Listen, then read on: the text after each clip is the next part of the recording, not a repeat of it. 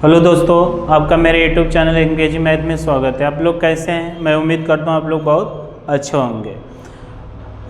कक्षा 10 का लेसन 4 का द्विघात समीकरण का प्रश्न 1 में हल कर चुका हूँ। अब प्रश्न 2 का पहला क्वेश्चन का 4 क्वेश्चन हल कराया हूँ, दूसरा क्वेश्चन का पहला हल करा चुका हूँ। अब दूसरा क्वेश्चन का दूसरा क्वेश्चन है, ठीक, जिसमें हमें क्या करना है, द्विघात समीकरण भी बनाना है, फिर क्वेश्चन में जो कहा रहेगा उसको हल करेंगे। तो देखिए क्वेश्चन क्या हम लोग हल करते हैं, देखते हैं।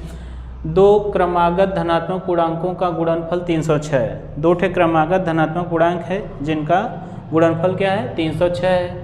हमें पूर्णांकों को ज्ञात करना है, कह रहा है हमें क्या करना है, पूर्णांकों को ज्ञात करना। तो देखिए अब हम लोग इसको हल करेंगे, कैसे पूर्णांकों को ज्ञात किया जाता है, ठीक।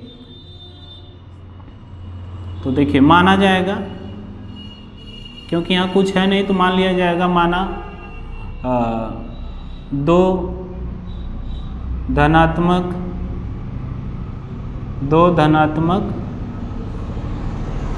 पूर्णांक क्रमशः x तथा x+1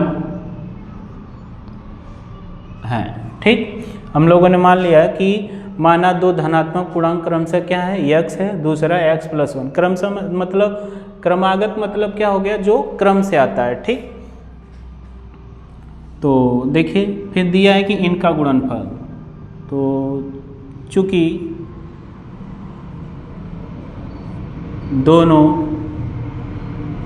क्रमागत धनात्मक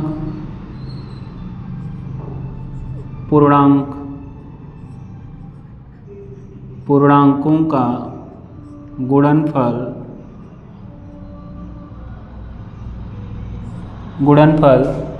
306, ठीक, 306 है। तो देखिए पहला हम लोगों का पूर्णांक क्या है, x, तो गुणा दूसरा का क्या है, x+1 बराबर 306।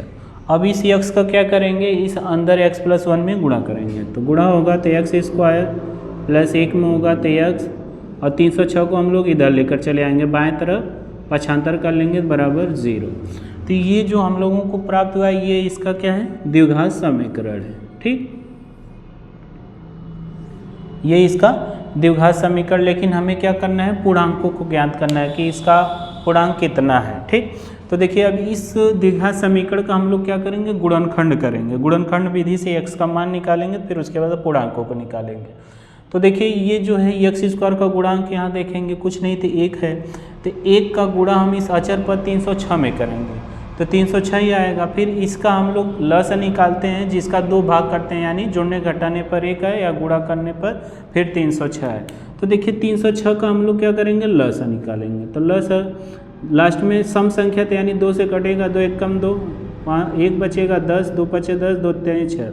अब देखिए 3 से कटेगा, 3 पचे 15, 3 1 कम 3, फिर 3 से कटेगा, 3 1 कम 3, 3 7 21, 17 1 कम 17। जोड़ने घटाने पर हम लोगों का क्या है, 306 है, गुणा करने पर जोड़ने घटाने पर 1 है, गुणा करने पर 306। 3 3 का 9 दूना के 18। अब 18 में से अगर हम 17 घटा देते हैं तो 1 आ जाएगा। अब देखिए 18 और 17 का गुणा करने पर हम लोगों का 306 आता है। 7 8 56 को 6, 7 1 कम 7 5 12, 1 8 8, 1 1 कम 1। अब इसको जोड़ा जाएगा 6, 8 2 10 को 0, 1 1 मिलकर 2 1 हासिल 3, यानी 306 आ गया, ठीक। अब जोड़ने घटाने पर हम लोगों को क्या आ गया, 1 आ गया, और गुणा करने पे 306 आ जा रहा, तो यानी इसका अब 2 भाग होगा। तो देखिए x² प्लस x कोष्टक में 18 माइनस 17 माइनस 306 बराबर 0, ठीक। देखिए 18 में से 17 जाएगा तो 1 आ जाएगा, गुणा करने में भी 306 जा रहा है।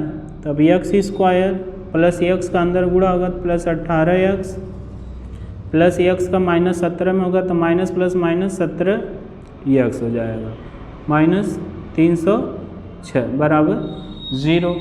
अब देखिए हम लोग कॉमन लेंगे इस x² और 18x में से, इन दोनों में से कॉमन लेंगे तो देखिए अंक में कुछ मिल नहीं रहा है, चर में मिल रहा है तो x ले लेते हैं तो बचेगा क्या, यहाँ x² है तो एक निकला, एक बचेगा, x² प्लस 18 बचेगा माइनस, अब देखिए यहाँ क्या है जो इस कोष्टक में वही यहाँ भी आना चाहिए, तो माइनस हम लोग 17 कॉमन ले लेते हैं, तो 17 जब निकलेगा तो x बचेगा, और जब माइनस कॉमन लेते हैं तो ये माइनस हम लोगों का क्या हो जाएगा, प्लस हो जाएगा, और 17 से भाग देंगे तो ये 18 बार में कटेगा बराबर 0। तो अब देखिए x प्लस 18 हम लोग कॉमन ले लेते हैं तो बचता क्या है, x माइनस 17 बच रहा है, तो x माइनस ये 17 हो गया बराबर 0। ठीक, अब देखिए x और प्लस 18 का बराबर 0 करेंगे तो x बराबर माइनस 18, ये x का मान 1 आ गया। फिर दूसरा हम लोगों का है x माइनस 17 बराबर 0, तो x बराबर ये माइनस इधर आएगा 75 तो प्लस हो जाएगा, x का मान 2 आ गया। तो देखिए जो माइनस में आता है उसको हम लोग छोड़ देते हैं, उसको नहीं लेते हैं, जो प्लस वाला रहता है उसी को लेते हैं। तो कहा है कि पूर्णांक क्या है, तो ठीक, तो लिखेंगे अतः पहला क्रमागत पूर्णांक x है तो x बराबर 17, तथा दूसरा